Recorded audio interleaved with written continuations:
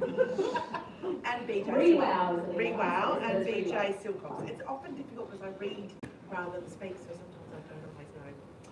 So let me just introduce BJ. I think all of you know that BJ is, of course, the director of the Canberra Writers Festival. This is her second directorship. We've got the programs on the seats. They're already selling fast, those tickets, so I urge you all to consider putting your name down to buy a few of those tickets for that 3-day festival in October. BJ is a writer and a literary critic. Her reviews and cultural commentary regularly appear in national arts publications and are increasingly finding an international audience, including the Times Literary Supplement, The Guardian and the New York Times. She's been described as the most significant new Australian critic in decades, which is quite spectacular. She's an award-winning creative writing teacher. She has taught workshops across the globe, including in the USA and in Cairo. Her own short stories and essays have been selected for a number of high-profile Australian anthologies. BJ has stories to tell. She eloped to Las Vegas, escaped from quicksand, and drove to Timbuktu in a car held together with a brass strap. I don't know if you're going to tell us more about that today. I don't think so. And as I just said earlier, she is the director of the Canberra Writers Festival. So welcome, BJ. Now, so I'll leave BJ now to introduce Mirandi, and we still have our discussion in Canberra. Thank you so much for joining us. Greetings. It's a beautiful, well, blustery, beautiful day, but thank you for coming inside and being part of this fabulous conversation with this fabulous writer. We are here today to celebrate the elemental power of stories. And so let us begin by acknowledging the story of this place. This city borrows its name from the Ngunnawal word for meeting place, and for millennia this has been a site of meaningful conversation. I feel so honoured to live and work here and be part of conversations like this one. And so I pay my respects to the traditional owners of Canberra and to all First Nations people here today. First poets, first dreamers, first art makers, first storytellers. I am delighted to be here with Mirandi, who is one of Australia's literature's most fabulous, lovely humans. She is a total firefly, spark of light. The Stella Prize brought Mirandi and I together. I was living overseas when the Stella Prize first started, and I was living in the US. And I came back very briefly to collect my things and move from the US to Cairo. And my diplomatic passport went missing. And so I was stuck in Melbourne for 2 days. And I walked into a bookshop, and all of the Stella Prize long sleeves were there. It was the year that Mirandi was nominated, and I just bought them all. I thought, fuck it, this is going to be my treat for myself, my in case of emergency break glass. When I feel homesick, I'm going to pick up these books and read it. And one of those books was Mirandi's Fish Girl. That was the year also the year Chris was nominated, and that's a whole other story. The last time I interviewed Mirandi, she had a monster headache and does not remember any of the questions I asked her or what happened that day. So I might ask all the same questions again and we'll see if she remembers. I haven't seen the questions, so yeah, it happens back. Yeah, that's right. We can see, you do a test afterwards. How many of these questions have you been asked before? But I've had a few weeks to think now about what makes Mirandi's writing so special, because it is really special. And I think I have an answer, and that's Mirandi is a world builder. She doesn't just tell stories, she creates spaces for us to inhabit. Cultural spaces, historical spaces, emotional spaces, genre spaces. And to read Mirandi's novels and stories is to enter them. Her books are invitations. We're all here because we've accepted one of those invitations. They're big, warm-hearted invitations. We know what it feels like to step over the threshold into a Mirandi Riwoe novel, to surrender to the power of your beautiful immersion. And what matters is not just how Mirandi creates those spaces, but where. For her stories break open our silences. She gives the hushed voices of our past and present room to speak. And she's done it in so many different permutations, from goldfields, counter histories, to sweeping wartime romances. And she's also done it under a secret identity. So today we're going to discover just how on earth she's done it and who that secret identity might be. Please join me in welcoming the fantastic Mirandi. So originally when you started out as a writer, I have a quote from a previous interview you did. I did set out originally as a writer. I wanted to be a crime writer and hang out with Val McDermott and drink whiskey with her. Michael Robotham said that I would not last long with joking about. So how did that work out? Have you met Val McDermott? No, I haven't. But I do believe she was drinking at the table. I would actually pay to see that. Absolutely. No, I am, but I do love the crime writers like Michael Robotham and Chris Canberra and J.P. Kamari. I mean, crime writers are a fun world. Like, they're all very supportive and, yeah, crime writers. So what was attractive to you about that particular genre? Well, I guess growing up, Mum had all the crime fiction in the house, all the Agatha Christie's and the Dorothy Sayers and the Marjorie Callaghan's and the Naomi Marshes, and I read them all, and I just always wanted to be a crime writer. Do you have a secret love that is conspiracy? No, my husband thinks I do. But he's always says he's careful. Okay, so everyone who knows and loves you thinks you do, but... Yeah, I am always thinking, like, how would I get away with killing that person? So this interview going to go well. I'll figure that.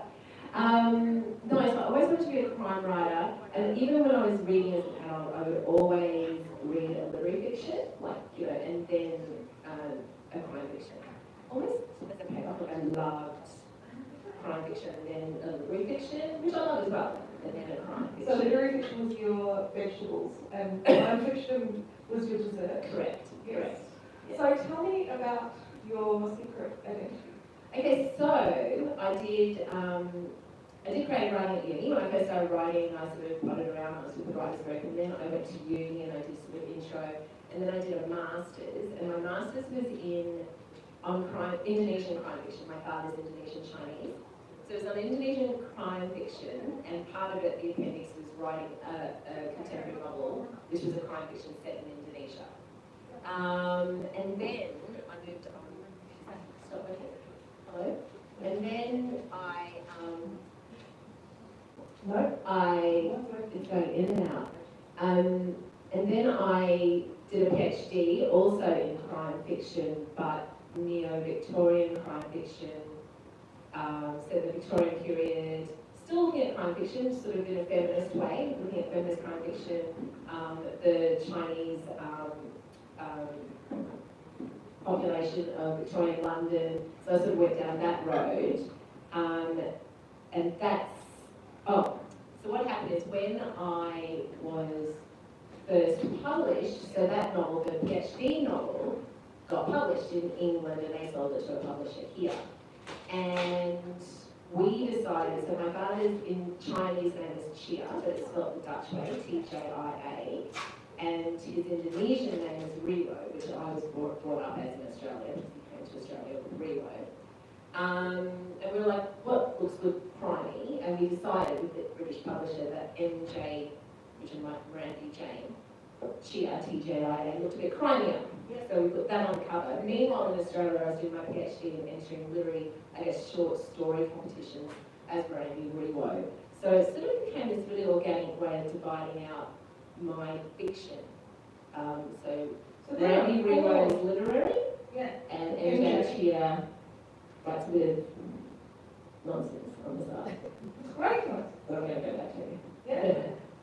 But tell me about the books. How many books? Oh, okay, so three books. And Eloise Chansey, she is a Eurasian courtesan in the 1860s in London. Very famous, very rich, she's done really well for herself, but she hides that she's Eurasian. And that kind of came from the idea of Mel Oberon. Mel Oberon was a Eurasian actress in the 40s, probably 30s, 40s, 50s, who hid she was Eurasian, so she was from Tasmania. And one of the stories was that her mother was her maid, like pretended to be her maid, but actually this sort of half Indian woman was actually her mother. So I sort of gifted that to my Eloise.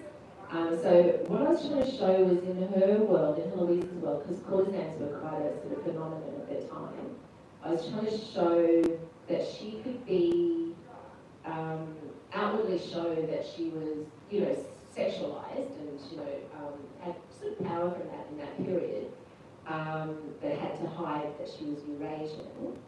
at a time that Orientalism was really in fashion, that, carpets and china and the Peacock Room was a famous room designed by Whistler, the artist Whistler, for a very famous shipping magnate.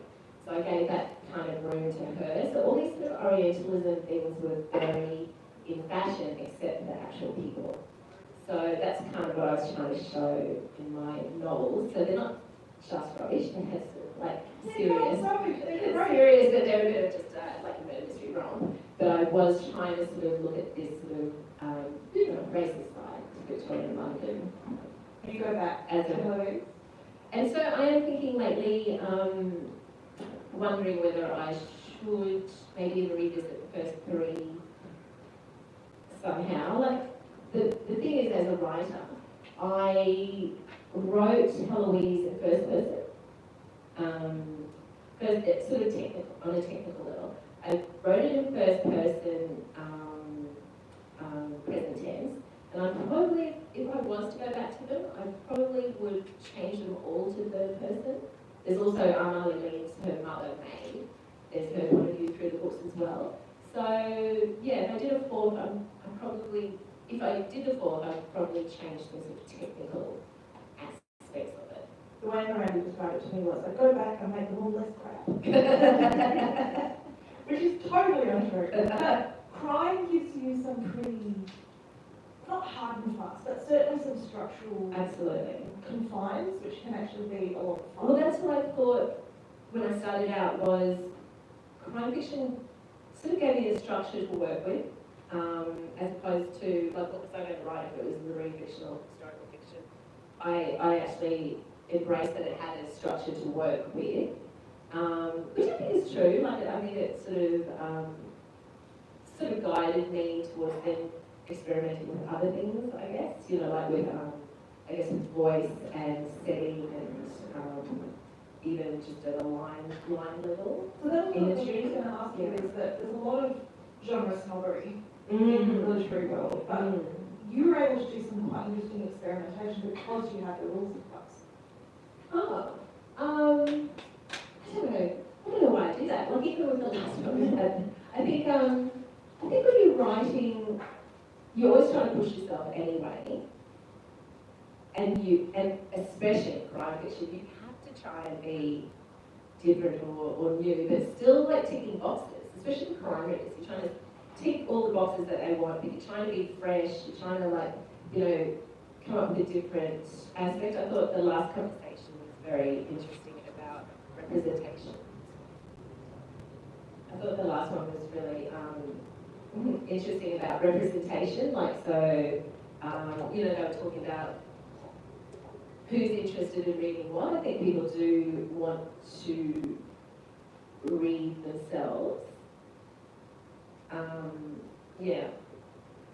But I think that does, I can also see then why, Zoe was talking about, like, all the white girls who are buying the white book. But I guess they do want to see themselves as well. So, it's hard to find a balance. Did you enjoy killing people on? The first one actually, I was talking about it with my mum, the first one in the series, because in my research about the period, I came across this doctor, actual doctor, my name in the novel, who did genital mutilation as a form of to cure hysteria, but without telling the women. And actually, Emma,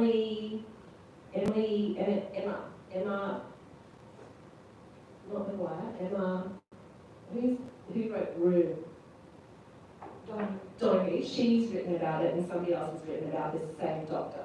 So he didn't even say what he was doing to these women, and he was giving them clitorectomies. And he got struck off eventually and went off to America. But anyway, so I named him in the book. And the book is sort of, the murders are sort of based on that. And what I wanted it to be was like, they seen Jack the Ripper, because of course there are problems with the way Jack the Ripper victims are portrayed as well. And sex workers, because she lives in a world of sex work. So I was sort of looking at these things, and I found this man this actual man. So the sort of murders were around that. So it was a bit hard going because it was, and I was trying to show the actual, rather than just a victim on the page. Let's find out what happened.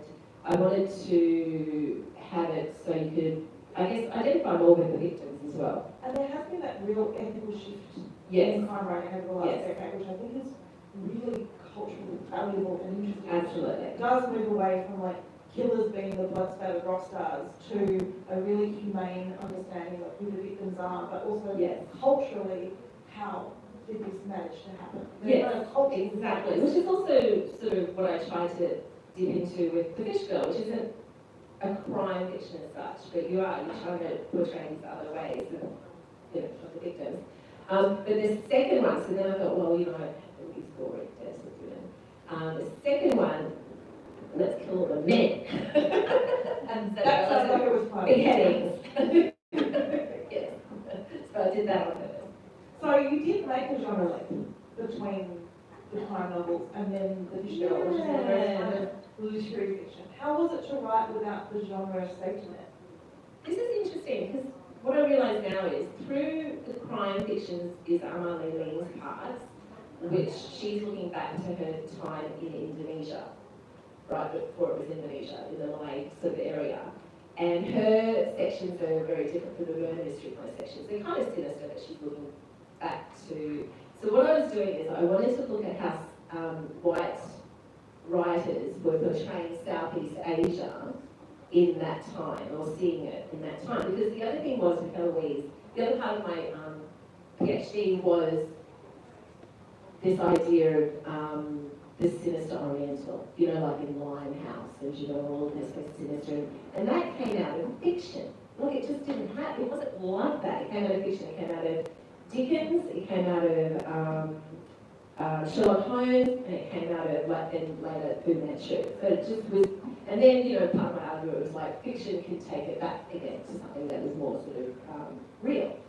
Anyway, so I was looking. I wanted to see how white people were portraying, writers were portraying Southeast Asia at the time. And the one writer who did travel there and write about it a lot was Somerset Maugham. And so this was for my Amalie Lee parts. But then I came across his short story, The Four Dutchmen, which has this terrible, it's just so sexist and so. The thing is, normally you take these things with a grain of salt when you're reading something from, the 1800s, you just go, oh, no, it's sexist, no, racist, or whatever. But I think the girl was Javanese, and my dad's family from that area, and I was just, so I took it more personally. Like I remember going to my mum, who was at my place, I think she had a hip operation, so she was at my mercy. And I remember she was like sitting on me going, there'd be a reason she was in that position. There's a reason why I'm going to go right back from her point of view. So actually, so what I did with her is, with that story is, so I followed, I highlighted the short story, what parts were going to be in my short story, but from her point of view. So I gave her a backstory, I gave her why she was there, how she got to be on the boat with these four Dutchmen. So I just so I had that trajectory, and it always had the terrible ending, because that's what happened. And the other thing with Somerset Maugham that makes me angry is a lot of his stories were from life. Like he'd see something, the newspaper would see something happening on the ship or something happening to some person's wife, Usually he's quite sympathetic to women, but not Asian women. And so I just took the trajectory of his terrible story and looked at it from Nina's point of view. So that kind of moved me into literary fiction, I guess. Yeah. So it was the story that led you to the genre rather than the genre leading you to the story? Let me think. Well, also at the same time, I decided I'd written one or two, I think I'd written 2 Eloise novels, and I decided I want to write a book set in Australia for Australian audience. Because this was set in Britain, blah, blah, blah. And I should have maybe set her in Sydney or Melbourne, maybe. Anyway, And I thought, oh, you know, I want to write about the Chinese again, historical fiction. I've done all my, you know, 19th century research, like I was well sort of ensconced in the period. So I thought, well, I'll write about some of the first Chinese here. And then that took me to Gola, Rush, that took me to Victoria, then you know, Queensland, So that would have been like a year or so of just research there. And then, I don't know, maybe that was before, oh, it must be before my third novel, because this British publisher had dibs on my third novel. They had no interest in the novella, no interest. And I didn't even offer it to them, they just didn't care. A friend of mine has just written a quite successful memoir, and he's now written a 30,000 word novella. And he sat down with his publisher and broke the news to the publisher that it was a novella. And they just looked at him like, in his words, like I shat on the floor. That's funny, because books are, I know so many authors now, their books are like 40, 50,000 max. It's just a thing I that's think happening. you should get a special license to publish anything over 250 pages. Oh my god, same. 250 I pages agree. is perfect. Anything Oh more my than god. that. What is that? What is that in word count? I don't know. But Anyway. like about that size. Oh, you Anything know. more than that. Yeah, is just same. over- 70, over 70,000 yeah. out. What was I saying? What was I saying? Oh, yeah. So you've written a novella. No, you've written that next one. Oh yeah. And then that British publisher had first dibs on my third novel, no matter what my third novel was. I was working with Stone Sky. And I knew I wanted it to go to a big that year in Australia. And so I got in touch with my British publisher. I was like, hi, I was just wondering, did you want that third release novel? Because they do sell great. I was like, you sure? Yeah, sure. And they, yeah, we love that. I was like, so the whole summer holiday, I'm banging out this. No, so I guess, no, I had started on Stone Sky anyway. So the new book is a kind of sweeping wartime romance. And speaking of your mum, who can't be here today, but is a real fixture in the Canberra literary scene. She's usually in the front row, and she's the person I look to see whether or not I'm doing a good job, because if she's asleep, I've got Tell her about that forward. It's pressure. But look, the last time I interviewed you, you were writing this book, and I asked you where you got the idea from, and your mum yelled out, "She's a filthy thief!" And it's because you've stolen the story from a family. Yeah, that's right. Okay, so you must have been interviewing me on the short fiction. Yes. Right. Yeah, no, so. She really does not remember this interview at all. I would say. Oh, we've already talked about Sunburst before, that's what I was thinking before. Okay, so. I read the books, I did so much research. I can't even remember the books. So Sunburst, so I finished Stone Sky, and I was quite depleted by it. Like, not depleted in a bad way, just really like, oh, what am I going to write now? Yeah, I belong to this brilliant writers group. So in the writers group, it was well, you know, what do people want? You know, like it was like it's historical, maybe wartime, romance. Anyway, so then I was at my cousin's place, and she introduced me to a fellow who was also part Indonesian. So his father was Eurasian, and when he was a baby, he was rushed out as the Japanese were invading Java. The KLM pilots were sort of absorbed into the Allies, but they were sort of like, not if we can't get our families out. And so the last minute, something like half an hour to spare, they were said, okay, you take your families to close, you know, just to your closest family. So this man's grandmother brought out, the dad was a baby, and they just had to jump on planes and get out to Western Australia. And I think a lot of people don't actually know what happened in Broome, either how Broome was attacked. All these Dutch getting out of Indonesia then. Anyway, he's talking, and I was just like, I was listening to it, and at first I was just like, yeah. And I was like, oh, is this wartime? And then immediately I thought, oh my god, what if it's a pilot? Who was a pilot? And he's going to choose between two, well, you know, because they're only allowed to bring out one close loved one or something. But he's going to choose. And I think that happened almost immediately. I was just like sitting there going, tell me more. What's your dad's email address? Tell me more. Yeah. So, and I did get in touch with his dad too. Yeah, it was interesting. So it strikes me that the through line through everything you've done is your Eurasian and Indonesian heritage. but Yeah. not Bang on about it. not in a sense trying to understand your own identity, but seeing that identity reflected through other people's eyes. You're interested in the external understanding, like how people have othered, how people have interpreted, how other people have written into. But I guess that's the only way you can understand it yourself, though, isn't it? Because otherwise you're just yourself and you don't realise that you're Eurasian or anything. Like, the only reason I would have realised I was Eurasian, I remember my daughter coming to me, and she was my colour, even though she's like now 3/4 Irish English, coming to me, but she would be my colour, and coming to me at kindy, and she was talking about a kid who's from Fiji or somewhere. She said something like, she still remembers it. She said something like, so-and-so's got brown skin or something. And I was just like, go look in the mirror.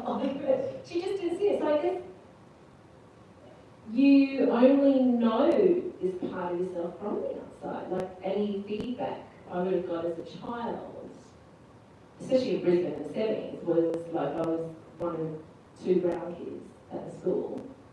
Yeah, and what people are, even just little things, you just notice they can be different. Yeah. So you've been writing, it's sort of, you write into that silence in a sense that. Well, I guess say for Anna in Sunbird, Yeah. it's what I know. And then I was reading all these memoirs about these Dutch Eurasian women who'd been chucked out of Indonesia after independence in Indonesia.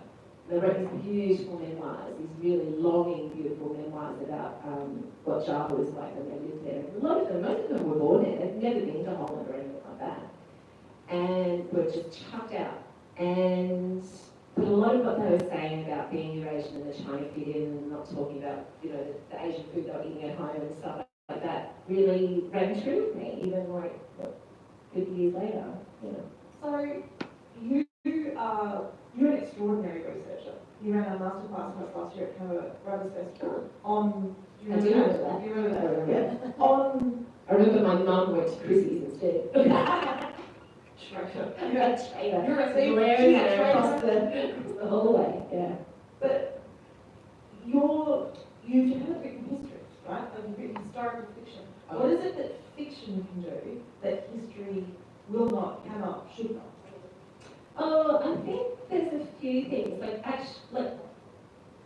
I think the history from written in the period, not now, but written in the period, you've got to take into account who's telling you those stories, the context of like what sort of class and background, gender these people are who are giving us those histories, and what they're saying, but also what they're leaving out, That's what I mean by writing styles. Yeah, and what I love about, I once saw, you can YouTube it, Tony Birch talking about writing historical fiction. He said you have to use like an ethical imagination, which I thought was really beautiful, to sort of, when you're, oh, he's got some beautiful music. It's like I've been, a bit of awards, like I have to leave now. Ethical imagination, because I think you have to look at everything you're reading and look at it for what context it's in. I think the other thing is, it's like what I was saying before, I think sometimes you can actually drag, through your fiction,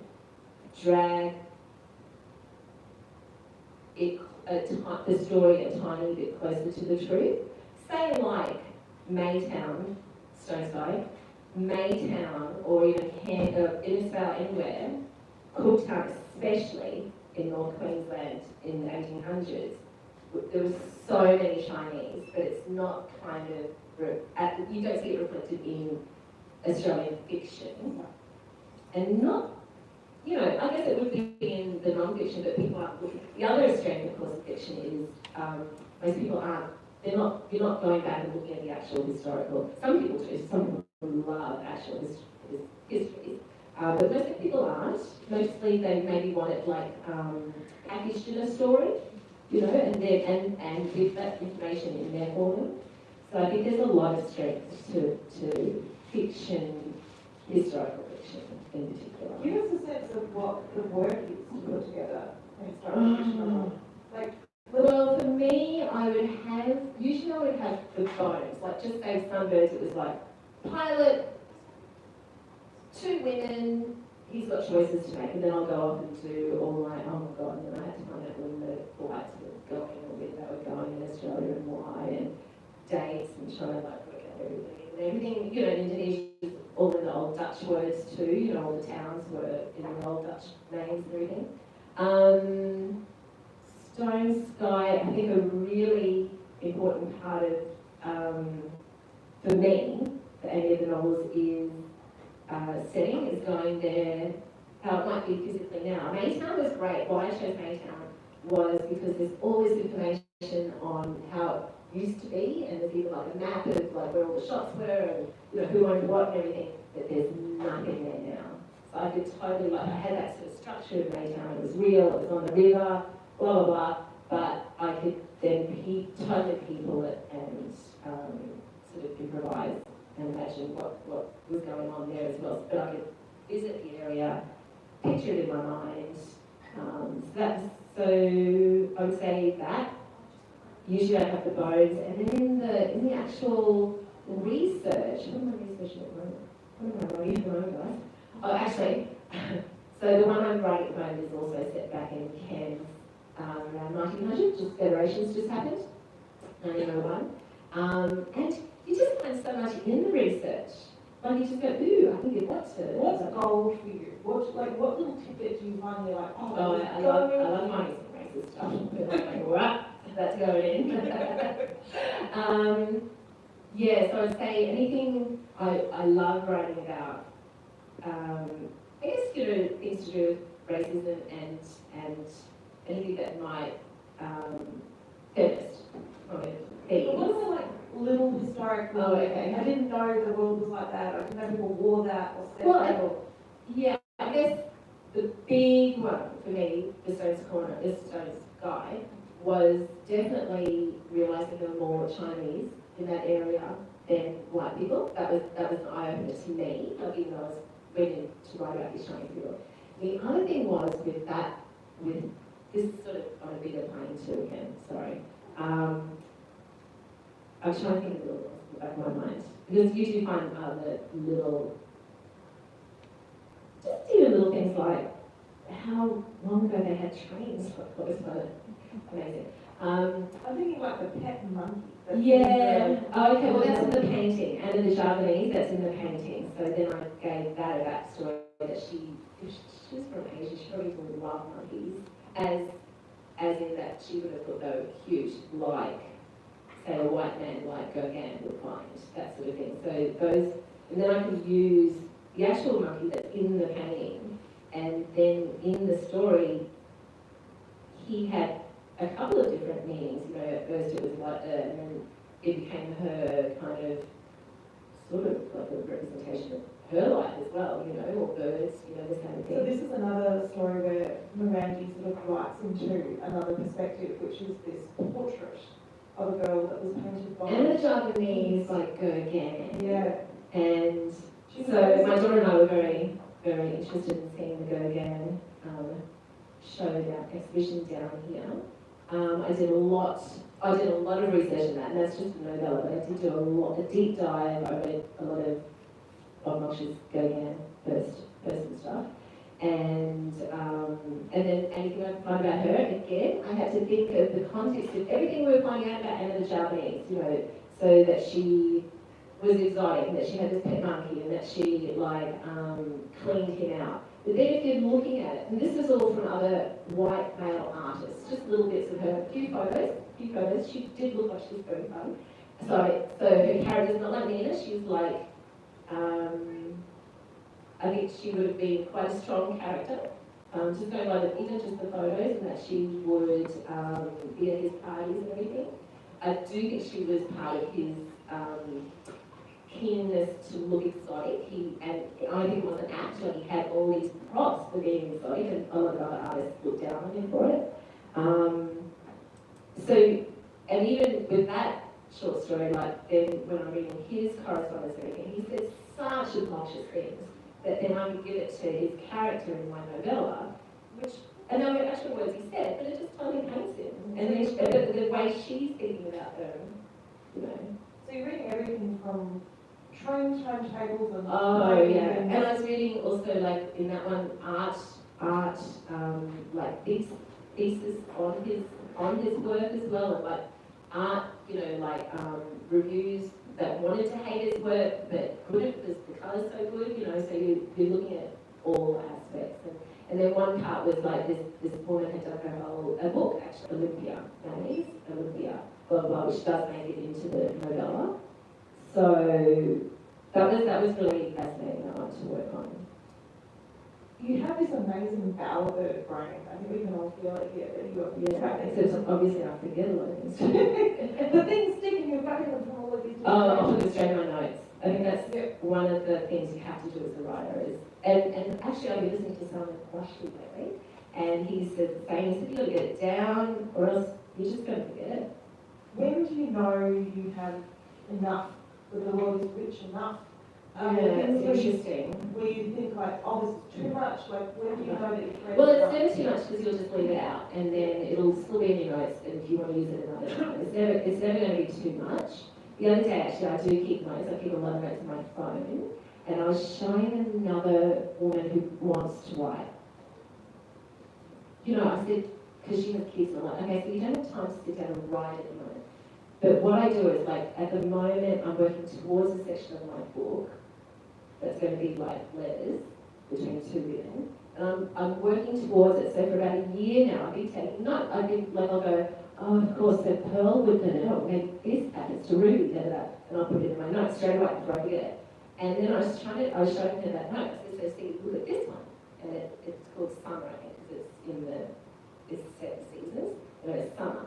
And then I was showing her, and there were just pages and pages and pages and pages and pages and pages. And I noticed it, I was like, oh my God, it's writing itself. Oh my God, look at this, I've got so much here, oh my God. Because I get a bit worried about not having enough read, but I do. And yeah, I think that layering of getting those ideas down, like then just sitting down to start a book, yeah, I would already have layers and layers and layers and layers in my notes. Do you then, from your, say, crime training, do you then impose a structure on it and say, like you just said, it's going to be in seasons, or it's going to be this... No, I wouldn't. The seasons was just this novel because it's one family over 200 years, and I kind of didn't want it to be saga, you know, like the family saga. Well, 200 pages or less, right? Exactly. And I did want it to kind of be a bit like, I wanted it to be like, there's one section that's going backwards, so I wanted it to be like, you read one section and the next section answers a couple of questions in the first section, like going backwards. Sunbird is just a novel, like it's a novel, and what I do is I have whiteboards all over my study. I have a big whiteboard and it used to be for the crime fiction, I would work, usually I have a picture of it for students, I would work from 1 to 70, like, and it'll be in 5,000 words, so usually it'll be about 5,000 words a chapter, 5,000 words, 5,000 words, 5,000 words. And I showed them like, and even to the point, like sometimes, because when I'm writing, I do 500 words a day. So if you're thinking like it's 5,000 words, you know. But I would actually like work a bit ahead. So crime fiction, I'll probably have a lot of it mapped out because I want to know where the red herrings, where the clues, what's happening. I know there's a few crime writers who don't plan, they just sit down and write, which is madness. No, but Michael Robot and Sly Retention, they don't, and I think Chris Hannah, I think they just sit down and go from A to Z and work it out, and maybe go back and paint some clues. I like to have it all mapped out, and it's horrifying. Like my earlier ones would even be down to the 1,000 kind of. So there's a chunk has to achieve this thing. Yeah, not to achieve it too. I think it's like Hemingway says this thing where he says, leave something for yourself. Like, don't just finish a section for the day. Like, leave yourself the next morning to come in on, because then the engine's already running. Like, you're not just sitting down the next day and going, Like, yeah, stop mid-sentence so that when you or mid-thought, whatever. And I think the whiteboard helps with that too, that you know where you're going, and usually I'll know where, what the ending's going to be like. But like, say Stone Sky, we tried a couple of different endings for it to see, because you're trying to, with Sunbirds, it is the ending. I always wanted it to end like it does. I love that ending in Captain Crowley's Fantasy. Don't know if anybody remembers that beautiful ending. Yes, so I do. So literary fiction is a bit more. Oh, definitely, no, yeah. If I went back to crime fiction, I'd be mapping it out on my whiteboard again. And also for Sunbirds, I have a really nice whiteboard that I took, a little one that I took to my writers group, which was what the Dutch pilot was going to be like, and I had the pictures of beautiful Dutch and Belgian actors. It was going to be dreamy and was it going to be like adventurous and all that. That was a fun writers group. So you really have I still have that whiteboard. Is there a dream man in there somewhere? Hysterical. Well, Sunbirds is done now. Yeah. Do you have a genre you would love to try? Because Sunbirds is close to a romance. It's a kind of sweeping wartime. There's romance in it. Write us a sex book or... Actually, when I started Heloise, because she's a courtesan, I think that, you know what it was? I remember how I got the idea for Heloise. I was at the dentist and I was trying to not think about what he was doing. And Byron Bay Writers Festival has a pitching, well, they used to have this pitching session that you had to, there were 5 positions that you could win to go up and pitch to publishers. But it's apparently terrifying. You have to get up in front of everyone and the publishers. And then the publishers tell you in front of everyone what they think of your pitch. Like, it's terrifying. But I thought, well, why don't I pitch? And that year I'd been to Byron Writers Festival, and it was that year that Grey, what's that? Shades of Grey. 50 Shades of Grey was huge. And it seemed to me, all the events were on the next big thing, especially to do with sex, And I thought, well, what am I going to write? How right? She's like, okay, she has a lot of sex, okay. And I'm going to write, and I had to come up with something for my PhD as well. And I thought, I'll write a cross genre, what is it? What's the word for? Starts with E? Look how sexy I am. Erotica, thank you. Erotica, crime fiction. That's what I'm going to do. Anyway, it didn't take me long to realise I could write erotica bit. So I went back to just crime fiction. So back to can't do erotica. Romance. Why not? I love the idea of romance. Does it make you squeamish? Do you not like writing body? No, well, I had 2 Heloise in the end because I even had like one of my supervisors, a bit rude here. But anyway, one of my supervisors, an older lady, said, Mirandi, she's a sex worker, she has to have, this book has to have, this is the first one that's published, it has to have more sex in it. So I threw a head job. And I just think that and then in the next one, I really concentrated on writing the sex scene. To be a bit like something that anyway. And then by the 3rd one, I thought, well, enough's enough, and I just wrote 8 bucks. So, done that. Romance, do you know what I love about romance? I love watching romance. What I love about romance writers, because I know I love romance writers, and I love them, they love romance. Like, they love romance. And I think anybody who's sitting online to think, I don't write romance, I don't write it as a boom. Bullshit.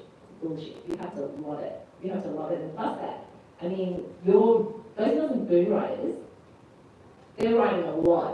Like, they're not getting the love care literary writers are getting the edits and blah, blah, blah. They're writing 3 books a year, sitting down, they're working. They can work. And they're not ironic, they're earnest and they're sincere and they're sentimental, and that is really hard to do without sounding saccharine and stupid. Yeah. No. You have to believe. Yeah, that's exactly it. Believe in life. Absolutely. and spec fic I have like 0 pages. 0. So You like writing backwards, you don't want to write forwards? well, no, next time I try contemporary, but I just or even crime fiction, or we might go back to crime fiction. Yes. Crime fiction's hard though, because I've noticed a lot of writers, I think I was talking about it in the last one as well, a lot of writers, you know, you think, oh, I'm going to write something commercial, I'm going to write something that sells, and I'm going to write crime fiction, and it doesn't mean necessarily it is going to either. There are just so many that come out, and yeah, it's very hard. Entirely difficult, entirely. Yes, Yeah. yes. So you just can't. I don't think you can go into any genre or anything and think this is going to sell. If you're not already getting more money. Yeah, and thank goodness we all are. So that's not a big should take it. There's only one of them, and there should be. That also sounded terrible. we can make that ourselves. We can make that sound better. You were shortlisted for Stella, and I want to know, because we often focus on filmmaker, but actually shortlisting is really important. Love fiction. But what did that do for your career? Well, the Fish Girl was the first one. Oh my god. Do you know what? If Fish Girl, I think Fish Girl hadn't been, I think it does everything for your career, everything. Like I think if Fish Girl hadn't been shortlisted, then maybe my next fiction, which was Stone Sky, I just think it sets you up already. Then you are going to be looked at, you are going to be reviewed, and I do feel like my career has been so much better and richer for having been shortlisted that first time. And I do remember, that, I think it was the year after Charlotte Wood won, and I didn't think I'd get past the long list actually with Fish Girl. Anyway, I was lying on the lunchroom floor, and you've never seen anybody more pleased with themselves than when I was shortlisted. Because, I mean, I just had those silly crime fictions before that, and then, Fish Girl, and then shortlisted for Stella. And I was lying on the carpet, and I can't remember, anyway, my husband sort of walked past and he said, oh, you might even win it. And this is the year after Charlotte made a very earnest, great speech, she won, and for a very great book. And I remember just like him going and just shouting and going, no, because then I'd have to make a really good speech. I just was like, no. And it was so great because that night, I got to hang out with Chrissy. This is probably when I first became close with Chrissy Neen. And I remember that night, Mum was behind me and my brother, and I was sitting between Alexis Wright and Michelle de Kretzer, because it was before COVID. Because then by the time Stone Sky was shortlisted, I think we were all like doing it on Zoom. And we were all launching caves over in New Zealand and blah, blah, blah. But it was so beautiful. So I sat between them and I could relax because I could just celebrate being on the shortlist without the pressure of having to make a speech. How did it change how you felt about yourself as a writer? Were you able to say... That is a good point. Did you take yourself more seriously? That is a really good point. Probably. And you know what? It's because other people do. Then, then you do have Aviva Tarfield's sort of going, what's your next book? What's your next book? People who have maybe lukewarm before. Yeah. And actually, one of the questions that last one was, what do you hate most about writing? And one of the things would be being reviewed after the book comes out. It's all very joyful and it's beautiful. And then you just like, you're like, oh, fuck, the reviews are coming out, because that's really, because you don't know what to say. And, what was I sorry, I just thought that Hate being reviewed. Hate being as a critic, I love hearing this. Yeah, oh god. Yeah, so I would say that's one of my hates. But I do, this is what I was saying, I do realise there are so few spaces for reviews that it's a real privilege.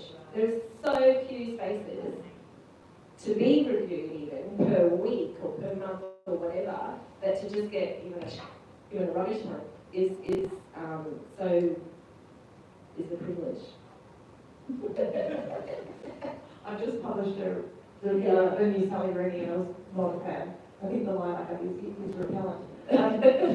So I don't know. I'm very keenly aware of my power to wound at the moment. So I've never reviewed you though, and I'm think so, you very positive.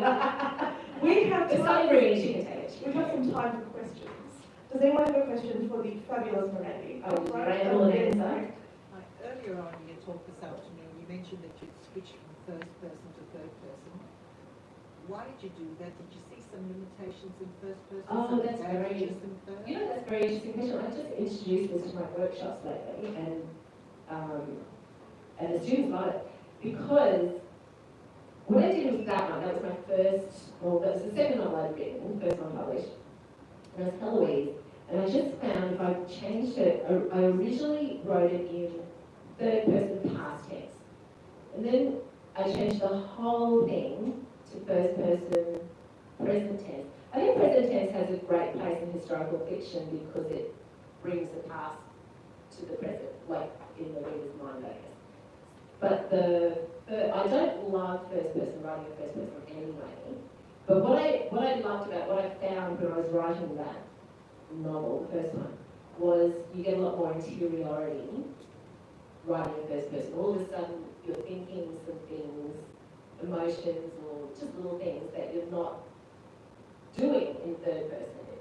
But if I was to rewrite them, I probably would take it back to third person. But I also think a handy way of writing is to write in your first person or third person and change it to first person. Get some of that interiority and the immediacy that you need. And then if you need to, you can change it back into third person. Do you know what I mean? Not really. Oh. Is the whole book in the same person, or would you switch? Oh, no. So Heloise is all in, well, most of it's Heloise in first person. And there are sections in there with Lee, her maid, her mother maid, that are in third person. Different points of view, different... Yes, and some books do that a lot. You know, they've got one first person and then a third person. Their new one is all first persons, but different persons. You said that it's a kind of discovery, like if you switch between it, you can learn things about your character and then take what you've learned into the other. No, back into third person if you want it to be into third person. Yes, yeah. And I did notice with my students, with whatever chunk they've been working on that day, at the end of the day, I get them to change either, like first or third, or past tense, present tense, and yeah, it really opens it up for them. Yeah. Mirandi, I love the way you are outraged about the past and want us to rethink the past without demanding it become the present. So what's your thoughts on presentism? What do you mean? Presentism is when you want to pick up the past but you judge it and value it by the present. Oh, well, and I try really hard not to do that because, and that's also in my workshop, don't be president. Say with Heloise, obviously I want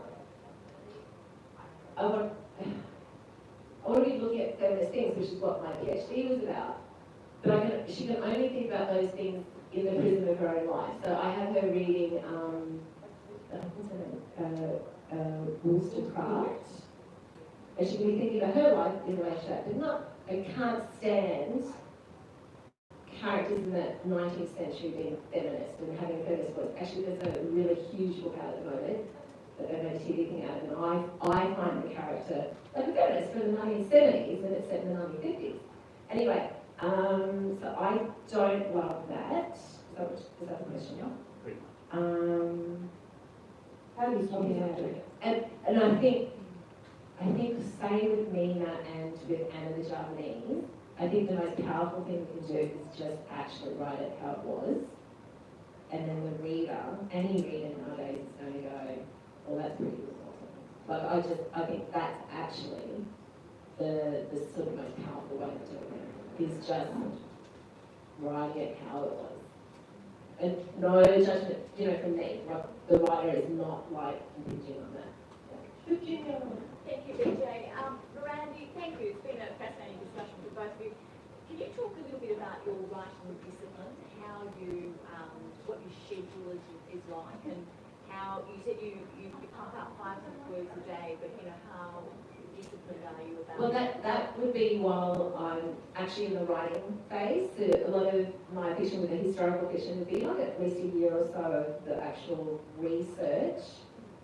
And maybe in that time in the past I would have been working on short fiction or my novellas, so sort of like in between, just keeping my hand in the writing. Now, and now even, at the moment I'm trying to write every day, but I'm not making sure it's the 500 words. I used to make sure it was the 500 words and I'd just leave the room.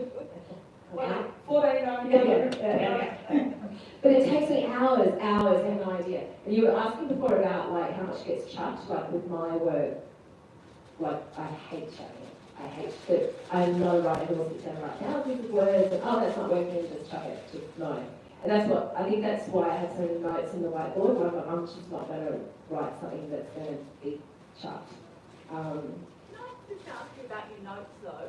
How, when you were showing someone and finding, gosh, there's layers upon layers here, there's a whole lot of material. How do you keep up with your notes if you're taking notes all night?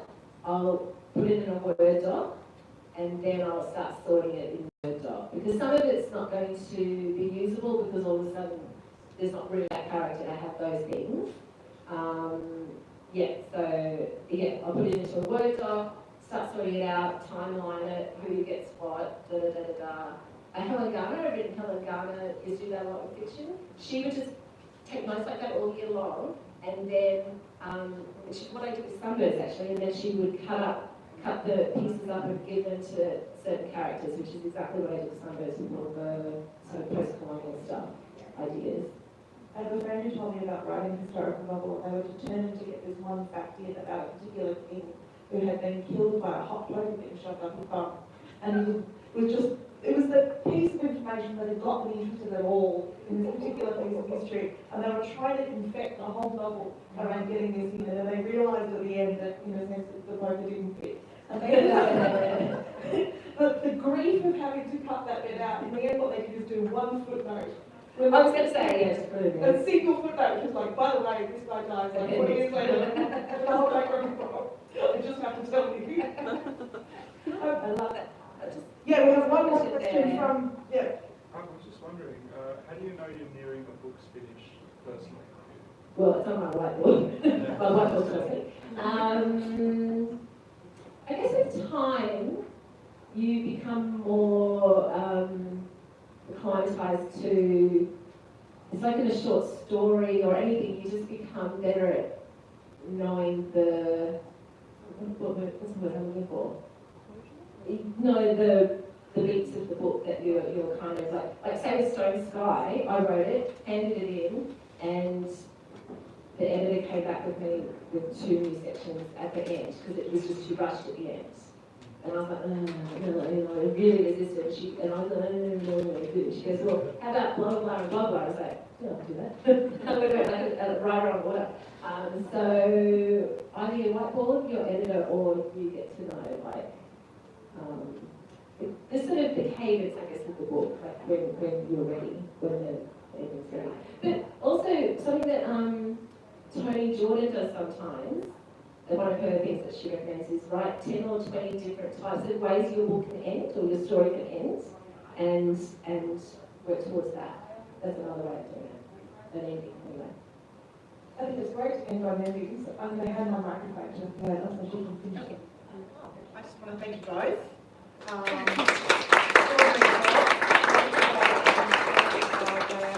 you, Mirandi. Thank you, BJ. This is not working. And books downstairs, is that right? There's copies of the books downstairs. Please buy all of them. Buy many copies of all of them. They're excellent Christmas gifts. Christmas is coming up.